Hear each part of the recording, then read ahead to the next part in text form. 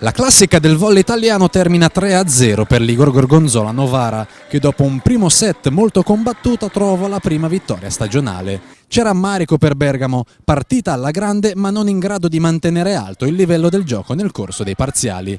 L'Igor Volley si mantiene in vantaggio per lunghi tratti del primo set, ma Bergamo è brava a reagire dal 22-18 nonostante i 4 punti di svantaggio. Katarina Luketic trova la parità 24-24, ma Novara è brava a non perdere concentrazione e chiudere 27-25.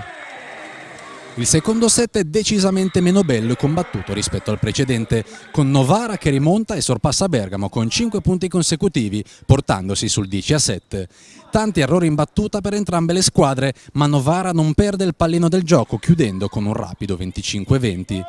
La partita si fa in salita per la Zanetti Bergamo, che perde anche quelle poche certezze rimaste. Novara vola con i servizi di Erboz e Bosetti, chiudendo la pratica 25-15 con un pallonetto proprio della grande ex della partita, Malvina Smajek, che per 2 stagioni ha difeso i colori della Zanetti.